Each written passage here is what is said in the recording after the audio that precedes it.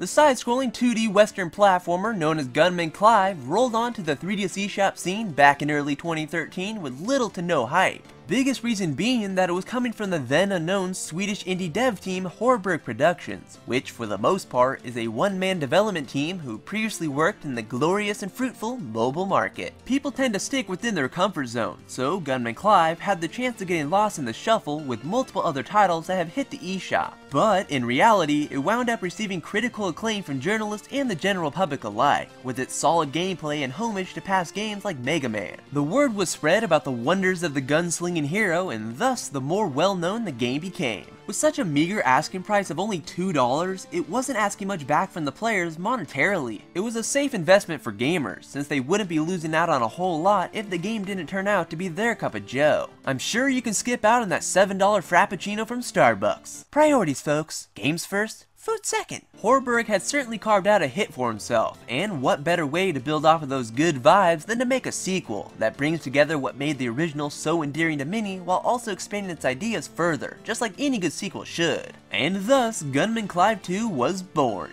Gunman Clive 2 does not start on a whimper, but rather a bang. It doesn't bog you down with any exposition when it comes to the story or tutorials on how to play. It plops you right into the heat of things with quick to learn controls and mechanics, and my word, the intro is glorious. There are buildings falling apart, fires blazing in the background and foreground, outlaws trying to nab you with their 6-shooters, but for the most part, the music that plays is what makes it so sneaking memorable. It just oozes this heroic and epic vibe that knocks it out of the park, giving you the feeling that some mighty heroes come to town to whip some tushies. It's like the game is giving you a heads up that it's going to be an amazing journey, and it's safe to say it is. And from that intro, Gunman Clive 2 doesn't slow down. It mashes together a ton of different gameplay elements into such a small package, making every inch of it engaging and refreshing. You never know what to expect next, since some of the ideas used are quite out there, so it definitely knows how to keep things exciting. You'll go all Donkey Kong Country as you ride a minecart across broken tracks, face off against raptors, ride a stinking panda, yes, a stinking panda, fight ninjas, and much more. Gunman Clive 2's expansion and amount of diversity blows the original out of the water, which is something you would hope to come out of a sequel. The level designs are great, with tricky platforming sections sprinkled here and there, and the boss fights are quite glorious, with each one offering some sort of new twist so they don't feel like you're retreading through the same thing over and over again. If the idea of pelting a rampaging T-Rex isn't enough to get you to buy this game, I don't know what will. I named him Ricky. Clive 2 also gives you a few different characters to play with right from the get-go, each with their own playstyle so that they won't just be simple costume swaps. Gunman Clive is the most well-rounded character. Ms. Johnson gives you some breathing room to hit tricky jumps as she can float for a short time like Princess Peach, and good old Chieftain Bob is all about getting up close and personal and shanking people with his handy-dandy Spear of Death.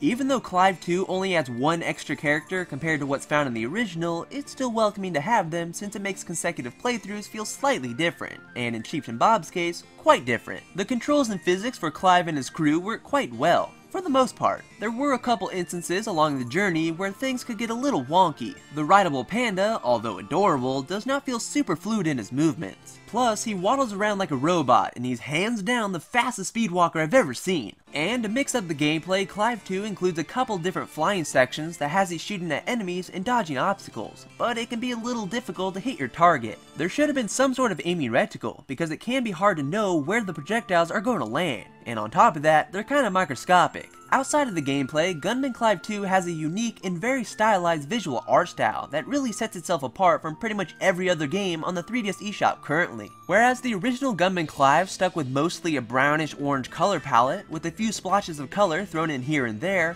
Clive 2 ups the ante by making the stages much more vibrant and even dynamic, with a nice assortment of reds, greens, and purples, and more going on in your surroundings. The visuals of the original do work, but brown can be a pretty dull color after a long period of time, and the environments didn't feel all that different from one another. But Clive 2 changes that for the better. Things are much more pleasing to the eyes since there is more diversity and it doesn't look like you're running through the same place over and over again. Plus, you still get that wonderful hand-drawn sketchpad art style that looks wonderful. And on the other hand, there's the music, which to put simply is phenomenal. I've already gushed over the game's introductory song, which just oozes so much awesome sauce, but the rest of the soundtrack is fantastic as well. This is one of the best indie soundtracks available on the 3DS eShop right now, and that's saying something, coming from such a teensy tiny development team who just simply made a budget title. Arnie Horberg, the dude who made the soundtrack, knows what he's doing. He's crafted some catchy and memorable tunes that are fitting for the game at hand. Whether you're riding on the back of a Triceratops or shooting your way across ships in the sea, the music that accompanies you will make the journey that much better. Now, just like the first installment, Gunman Clive 2 will be over before you know it. They're both approximately the same length, so if you played the original, you will know what to expect from this one. It will only last an hour or less on your first playthrough, which does stink because the adventure at hand is fun, and you don't really want it to end so fast. It would have been nice if there was more to do in each stage though, such as maybe having some sort of collectible tucked away behind a complex platforming section. Just something that has you sticking around in each stage longer, because you can blitz through these babies quite quickly, as you're just going from point A to point B. If not that, then maybe incorporating some sort of time trial mode. The game does record how long it takes you to complete each stage, but I wish it went the extra mile and had a time limit you could strive for. But it's not to say that there isn't anything to do. The game does give you a stamp of approval if you complete a stage without taking any damage, so that's something for you to do, which could be quite challenging at times. Plus, you do unlock a new character that offers a very different playstyle from the rest of the gang, and you can always ramp up the difficulty or play with Ms. Johnson and Chieftain Bob. But for a game that will cost less than a meal at McDonald's, you can't go wrong with Gunman Clive 2.